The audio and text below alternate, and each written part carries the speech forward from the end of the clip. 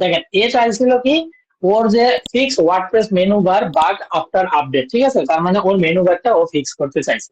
তাহলে আপনি যখন কভার লেটার লিখতেছেন সব থেকে গুরুত্বপূর্ণ একটা বিষয় সেটা হচ্ছে যে প্রথম দুই লাইনের মধ্যে, প্রথম কয় লাইন, প্রথম দুই লাইন, প্রথম দুই লাইনের মধ্যে আপনাকে সেই ক্লায়েন্ট আসলে যেটা চাইছে সেইটার সলিউশনটা দিতে হবে। কেননা ক্লায়েন্ট যখন ভিউ করতে যায়, ওই যে মেসেজ আপনার বললাম না, প্রপোজাল 50টা, তাহলে 50টা প্রপোজালের মধ্যে 50টা মেসেজ এইভাবে শো করতেছে, তাহলে সে কতটুকু দেখবে? আলটিমেটলি সে দুই লাইন দেখবে, প্রথম দুই লাইন দেখবে, ঠিক আছে, তার প্রথমে এই দুই লাইন সে দেখবে। সেই জন্য আপনার প্রথম যে দুই লাইন আছে সেই দুই লাইনের মধ্যে তার যে প্রজেক্টটা আছে সেই প্রজেক্টের মেইন সলিউশনটা বলবেন, ঠিক আছে। যেমন আমি একটু ওপেন করে নেই, এই যে ওপেন করে নিয়ে আমি আপনার আমার প্রপোজালটা ধরেন এখানে দিচ্ছি। দেওয়ার পর এইখানে দেখেন, এই যে আমার প্রথম দুই লাইন দেখেন, এটা আলটিমেটলি দুই লাইন, হ্যাঁ, আলটিমেটলি দুই লাইন দেখেন। বলছি যে I see that you are looking for a fix for your website menu bar caret icon, ঠিক আছে, ওই যে একটা আইকন, ও আসলে ক্যারেট আইকনটা চাচ্ছিল, ঠিক আছে, যে ক্যারেট আইকনটা ভেনিশ হয়ে গেছে, নাই, তো ক্যারেট আইকন। তো আমি প্রথম লাইনে কি বলছি, তোমার, তুমি আসলে এই ক্যারেট আইকন খুঁজতেছো, তোমার মেনু বারের যে আপগ্রেড হয়েছে, আপগ্রেড করার ফলে একটা ফিক্স আছে, সেই ফিক্সটার মধ্যে তোমার মেনু বারের মধ্যে তোমার একটা ক্যারেট আইকন, সেটা তুমি চাচ্ছ, এবং সেটা কি, which disappeared after updating to WordPress version এত। এবং আমি এটা উল্লেখ করেছি যে মানে আলটিমেটলি তাকে এইভাবে বোঝাচ্ছি যে আমি কিন্তু কাজটা বুঝতে পারছি, ঠিক আছে। বলতেছি কি যেটা আসলে চলে গেছে, কেন চলে গেছে, after updating to WordPress version দেওয়ার পরে, ঠিক আছে। I am confident in my ability to resolve this issue quickly and cleanly. এই লাইনটা মেইন না, এটা বাদ। আপনার কাছে এই যে একটা লাইন ধরেন, এই লাইনটা, এই লাইনটাই হচ্ছে মেইন। এইটা মানে হচ্ছে আপনি প্রথমে তার প্রপোজালটা খুব ভালোভাবে পড়ছেন এবং সে শুধুমাত্র কি চাচ্ছে এই জিনিসটা আপনাকে বলতে হবে, ঠিক আছে, কি চাচ্ছে এবং তার কি সলিউশন আছে সেইটা আপনাকে বলতে হবে। তো সলিউশন যেহেতু এগুলা তো ইন্টিগ্রেট করে করতে হয়, তাহলে মানে আলটিমেটলি এই সলিউশনটা আপনি দিতে পারবেন, এটা ঠিক আছে, বাট কিভাবে দিবেন সেটা তো বলতে পারবেন না। কিন্তু তার প্রপোজালটা পড়ে এইটা হচ্ছে মেইন লাইন, ঠিক আছে। তারপরে আপনি কি বলবেন, ও আর কিছু জিনিস চাইছে, ঠিক আছে, সো ওইটার সাথে আপনি কিছু ক্যারেক্টার, কিছু ক্যাটাগরি বা হচ্ছে কিছু ক্যারেক্টারিস্টিক্স অ্যাড করবেন। বিষয়টা কি, I have a strong expertise in WordPress themes and plugin structure, specialising in debugging update related issue, ঠিক আছে। কারণ কি, ওর যেহেতু আপডেটের কারণে গেছে, সেই জন্য আমি বলতেছি যে আপডেট রিলেটেড যে ডিবাগ গুলো আছে আমি সেগুলো ফিক্স করি। Always apply permanent clean solution, এবং কি আমি একটা ক্লিন এন্ড পার্মানেন্ট সলিউশন দেওয়ার ট্রাই করি, নো টেম্পোরারি ফিক্সেস, ঠিক আছে। এবং I will provide a clear explanation of what causes the issue and how it was resolve, ঠিক আছে। এবং এখানে বলতেছি যে আচ্ছা আমি একদম খুব ক্লিয়ার ভাবে এক্সপ্লানেশন দেওয়ার চেষ্টা করি যে আসলে তোমার কিসের কারণে ইস্যু হচ্ছে বা কেন হচ্ছে, এবং এটার একটা খুব ভালো সলভ, ঠিক আছে। এই কয়েকটা জিনিস, তাহলে আমাদের প্রথম কাজ কি, প্রথম এক থেকে দুই লাইনের মধ্যে ক্লায়েন্ট আমার কাছে যেটা চাইছে সেইটাকে খুব ভালোভাবে ফোকাস করে দেওয়া, এবং আসলে আপনি যে ক্লায়েন্টের সমস্যাটা বুঝতে পারছেন সেইটা ওখানে থাকা, ঠিক আছে। পরবর্তীতে আপনি কি কি বিষয়ে এক্সপার্ট সেই কয়েকটা জিনিস ওই ক্লায়েন্টের সাথে রিলেটেড করে লেখা, ঠিক আছে। আমি কিন্তু এখানে চাইলে লিখতে পারতাম আমি স্পিড অপটিমাইজেশনে এক্সপার্ট, আমি মাইগ্রেশনে এক্সপার্ট, আমি এসইও তে এক্সপার্ট, বাট আলটিমেটলি এইটা কি তার জবের সাথে যাইতো? যাইতো না। তাহলে আমার যেটা জবের সাথে যাবে সেই টাইপের এক্সপিরিয়েন্স গুলো আপনাকে এখানের মধ্যে লিখতে হবে। এবং অবশ্যই লেখার সময় এই যে চিহ্নটা আছে এই চিহ্নটা ইউজ করবেন, কেননা হচ্ছে ক্লায়েন্ট যখন আপনার এই জিনিসটা করতে আসবে তাহলে ওরা একটা সেকশন হিসেবে দেখতে পারবে, এরকম একটা টান দেওয়া থাকবে, ঠিক আছে।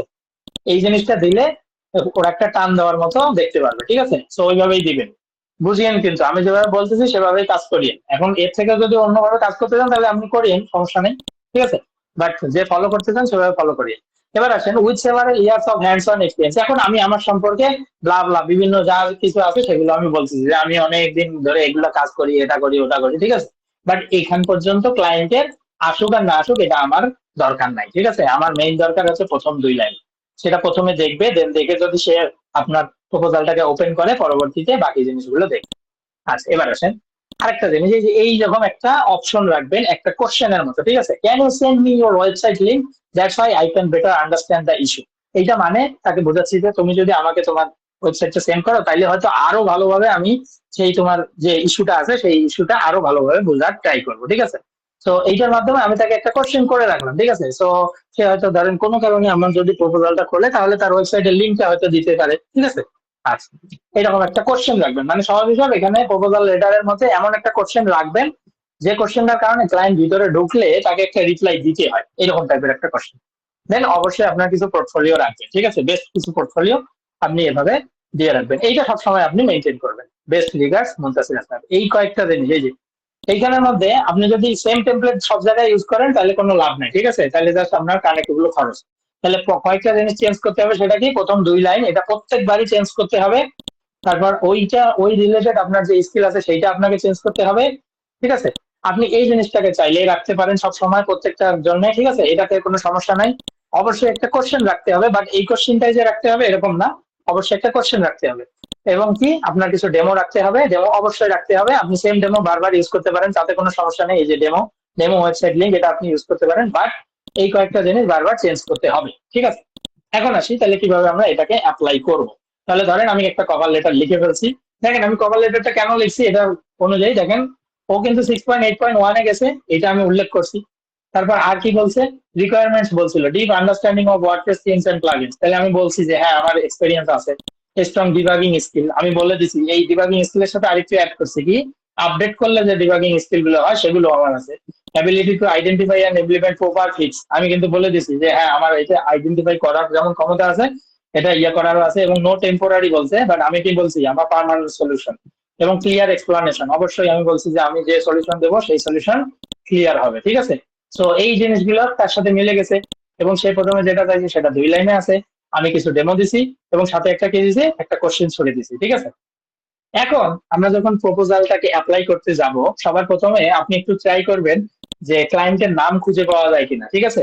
তো ক্লায়েন্টের নাম কিন্তু খুঁজে পাওয়া গেছিল। এখন ক্লায়েন্টের নাম খুঁজে পাওয়ার জন্য আপনাকে কি করতে হবে, তার যে রিসেন্ট কাজগুলো আছে সেই কাজগুলোর মধ্যে আসবেন। দেখবেন যে আমার আপনার মতো যে ফ্রিল্যান্সার গুলো আছে তারা তাকে নাম ধরে কোনো এক জায়গায় ডাকতে পারে, ঠিক আছে, নাম ধরে ডেকে বলতে পারে। এখন আমি এখান থেকে আপনাদের খুঁজে দেখাই। যেমন হচ্ছে টেরিবল, এটাতে নাই, ঠিক আছে।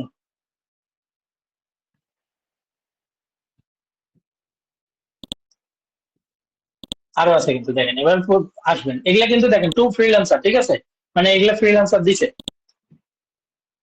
ফ্রিল্যান্সার তাকে এইভাবে ইয়া দিছে।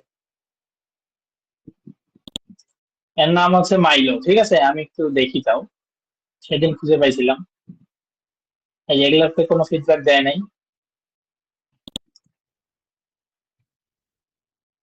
এভাবে একটু খুঁজবেন, সময় দিতে হবে, ঠিক আছে, সময় আসলে না দিলে হবে না।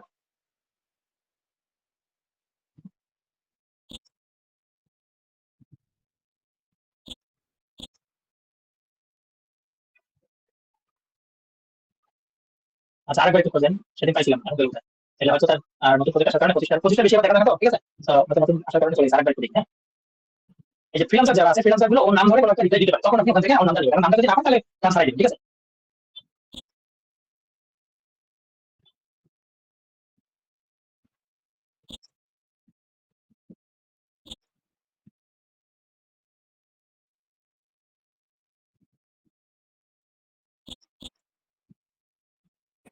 উপরে ছিল। কোথায় কোথায়? স্যার ওই যে ওয়ার্কিং উইথ মিলো ওর নাম দেওয়া ছিল হ্যাঁ হ্যাঁ, ওইটাই আর কি, এই যে এই যে হ্যাঁ এটাই এটাই হ্যাঁ এই যে এটার মধ্যে হ্যাঁ ওয়ার্কিং উইথ মিলো হ্যাঁ ওই যে বললাম লং টার্ম যে আমি এক্সপিরিয়েন্স ইন পাইছিলাম ডিজিটাল। সেদিন। হ্যাঁ, এই যে নামটা পাইছেন, এই নামটা যদি আর কি খুঁজে পান তাহলে হচ্ছে আপনার জন্য বেটার, হ্যাঁ। তো নামটা খুঁজে পাওয়া বেটার মানে হচ্ছে কি, তাহলে হচ্ছে ক্লায়েন্টটা চমকে যাবে, ঠিক আছে, বা হচ্ছে এই আমার নাম জানলো কিভাবে, এইরকম একটা জিনিস, হ্যাঁ। তো এই যে এখান থেকে অ্যাপ্লাই জবে ক্লিক করব।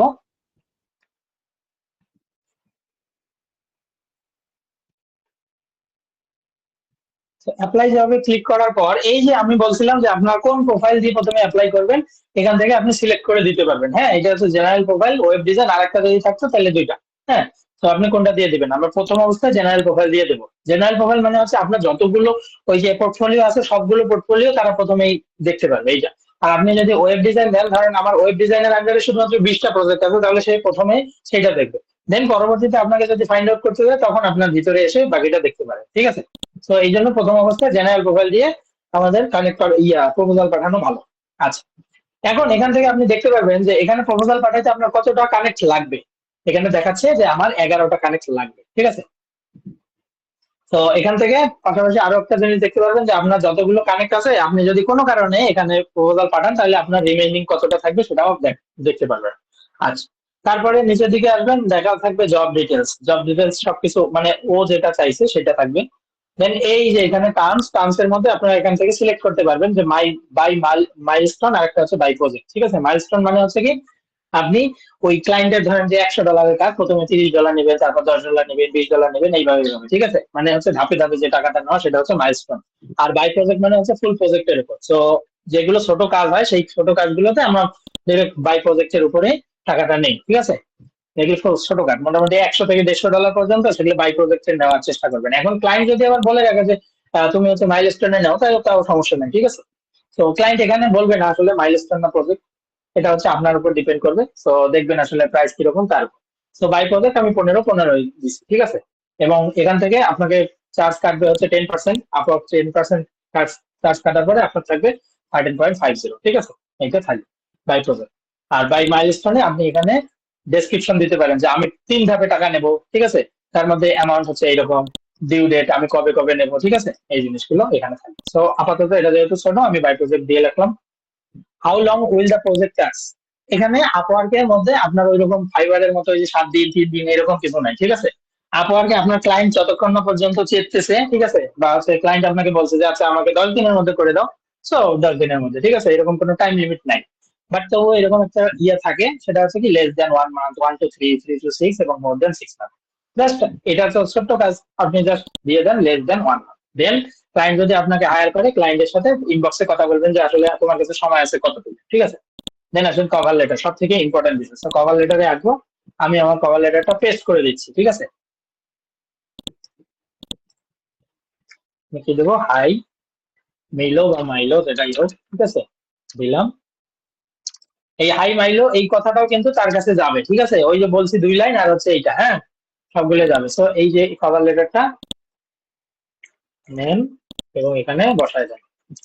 কভার লেটার নিজেকে কিন্তু লিখতে হবে। ঠিক আছে, লেখার পরে তারপরে আপনি বলতে পারেন যে এখানে আরো সুন্দর পলিশ করার জন্য আপনি চ্যাট জিপিটি যান, গিয়ে তারপরে বলতে পারেন। হ্যাঁ, বাট নিজে প্রথমে যদি এই 2 লাইন না লেখেন, ওই চ্যাট জিপিটি কে যতই বলেন যে এটা চাচ্ছে, এটার উপর একটা কভার লেটার লিখে দাও, সো একটা দিয়ে দেখেন কি সে কিভাবে আসলে কভার লেটারটা লেখে। হ্যাঁ, আচ্ছা, এটা একটু ট্রাই করে দেখুন। আচ্ছা, তো ধরেন যে এটা দিলাম, দিয়ে যে কভার লেটারটা বলছিলাম কিন্তু এই যে এই সাইন গুলো ইউজ করতে। ঠিক আছে, আপনার যদি কোনো ইয়া থাকে, ক্যারেক্টারিস্টিক্স থাকে, সেই ক্যারেক্টারিস্টিক্স গুলো অবশ্যই এই সাইন দিয়ে ইউজ করবেন। ঠিক আছে, তারপর আপনার যে ডেমো গুলো আছে এই সাইন দিয়ে ইউজ করবেন। এটা দিলে কি হবে, ও ও যখন ভিউ করতে যাবে তখন একটা এরকম স্কেলের মতো আসবে, এরকম একটা আলাদা সেকশন হবে। সব সহজে বুঝতে পারবে যে আচ্ছা এই সেকশনটা পুরোটা হচ্ছে ডেমো সেকশন। হ্যাঁ, আর এই ওয়েবসাইট কিন্তু সবগুলো দিয়ে দিছি আপনাদের। ঠিক আছে, যার যত ওয়েবসাইট লাগে, লাইভ ওয়েবসাইট সবগুলোই মোটামুটি, তাও একটু চেক করে নেবেন। এই যে এইখানে দেখেন, এই যে এটাকে সিলেক্ট করলে এই যে এইরকম কিছু একটা ওদের ওখানে আসবে। হ্যাঁ, আমাদের এখানে না, এই যে এরকম আসবে। হ্যাঁ, তো এই লাইভ ওয়েবসাইট গুলো দিছি না আমি আপনাদের গ্রুপে, যদি না থাকে আমি আবারও দিয়ে দিচ্ছি। ঠিক আছে, আপনারা হচ্ছে ইউজ করবেন। ঠিক আছে, যখন ক্লায়েন্ট কোনো কিছু চাবে, এই কোন ওয়েবসাইট কি রিলেটেড, এটা একটু আপনারা নিজেরা নোট করে নিজেরা বানায় নেবেন, নিয়ে তখন ক্লায়েন্টকে এই জিনিসগুলো দিবেন। ঠিক আছে, আর নিজেরা যে প্রজেক্ট করছেন সেটার লিঙ্কটা অবশ্যই রাখবেন। ঠিক আছে, আচ্ছা, তার সাথে আমরা কি অ্যাটাচ ফাইল, এখানে খুবই একটা ইন্টারেস্টিং বিষয়। এই বিষয়টা যদি আপনারা ফলো করতে পারেন তাহলে আরো ভালো। ঠিক আছে, এই অ্যাটাচ ফাইল মানে হচ্ছে কি আপনি কোনো কিছু ভিডিও বা অডিও এই সাথে পাঠায় দিতে পারেন। তো এর মধ্যে এই অ্যাটাচ ফাইলের মধ্যে আমরা না পাঠায় দিয়ে আরেকটা খুব ভালো ইউজ আছে, সেটা হচ্ছে আপনার যে কভার লেটারটা আছে, এই কভার লেটারটার মধ্যে আপনি এখানে একটা লুম ভিডিও আছে না, লুম আমরা দেখাইছিলাম কিন্তু, লুমের এক্সটেনশন, তাই না? লুমের মাধ্যমে 5 মিনিট পর্যন্ত ফ্রি ভিডিও করা যায় এবং এর কোনো এক্সটার্নাল স্টোরেজের প্রয়োজন পড়ে না। ও একটা ভিডিও করার পর সাথে সাথে একটা লিঙ্ক দেয়, আপনি কি করতে পারেন, আপনি এই লিঙ্কটা এখানে দিতে পারেন। এইটা সব থেকে বেস্ট ইউজ। ঠিক আছে, এইটা কেননা হচ্ছে ক্লায়েন্টরা কোনো একটা ভয়েস মেসেজ বা কোনো একটা ভিডিও এই জিনিসটা দেখে যদি সাথে সাথে বুঝতে পারে যে আচ্ছা সে আমার প্রপোজালটা দেখলো এবং করলো এবং এভাবে এভাবে সে কাজ করবে সেটা বলবো। ঠিক আছে, তাহলে আপনার কাজের রেশিও প্রায় 100%। ঠিক আছে, সে যদি খালি আপনার এই প্রপোজালটা খোলে, তাহলে খোলার পরে আপনার সবার প্রথমে ওই ভিডিওটাই দেখবে। ঠিক আছে, তো এইটা এখানে কিন্তু কোনো সমস্যা নেই। ঠিক আছে, ওই ফাইবারের মতো কোনো সমস্যা নেই যে আমি একটা ভিডিও লিঙ্ক দিলাম তাতে কোনো সমস্যা আছে কিনা, কোনো সমস্যা নেই। আপনি এই ভিডিও লিঙ্কটা এটার মধ্যে পুশ করে দিবেন। ঠিক আছে, আর আপনি যদি কোনো রেকর্ডিং কোনো কিছু দিতে চান, মুখের রেকর্ড, ঠিক আছে, রেকর্ড, অডিও রেকর্ড, তাহলে এই যে ফাইল অ্যাটাচ করে আপনি এটাতে দিতে পারেন। এইটা অনেক ভালো ইউজ যদি করতে পারেন, ঠিক আছে। আর করতে না পারলে কোনো সমস্যা নেই, যদি করতে পারেন এটা অনেক ভালো ইউজ, ঠিক আছে। এই জিনিসটা ট্রাই করে দেখতে পারেন যে এইটার মধ্যে এই জিনিসটা পুশ করে দেওয়া, ঠিক আছে। আচ্ছা, এবার আসেন প্রোফাইল হাইলাইট, ঠিক আছে। প্রোফাইল হাইলাইট মানে কি, ওই যে আমরা কিছু প্রজেক্ট পাইছি না, যে প্রজেক্টের মধ্যে আপনি এখান থেকে প্রজেক্টটাকে অ্যাড করে দিতে পারবেন, ঠিক আছে। এই যে এখান থেকে সিলেক্ট হাইলাইট, এই যে এখান থেকে আমি এই প্রজেক্টটাকে অ্যাড করলাম।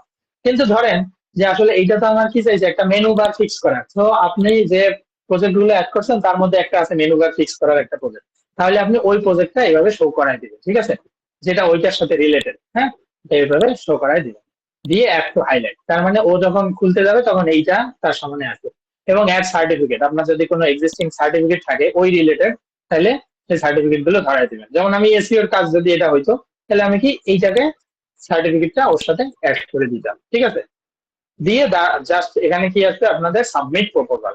এটা এখন আমার অফ কেন, কারণ অলরেডি আমি এটা পাঠাইছি সেই জন্য। তাহলে বাকিটা কি বুঝতে পারছেন যে কিভাবে আসলে একটা কভার লেটার পাঠাতে হবে, এবং কভার লেটারের পাশাপাশি কিভাবে প্রজেক্ট পাঠাবো, কিভাবে সার্টিফিকেট পাঠাবো, কিভাবে অ্যাটাচ ফাইল কিভাবে পাঠাবো, তারপরে আমাদের যে মাইলস্টোন বা হচ্ছে যে পেমেন্ট যে অপশনটা, সেই পেমেন্টের অপশনটা কিভাবে আমরা সেট করব, এবং আমরা ওভারঅল কোন প্রোফাইলটাকে ইউজ করব, এবং আমাদের যে কভার লেটার, সেই কভার লেটারটাই সব থেকে গুরুত্বপূর্ণ, কভার লেটারটা কিভাবে লিখবো, বুঝতে পারছেন।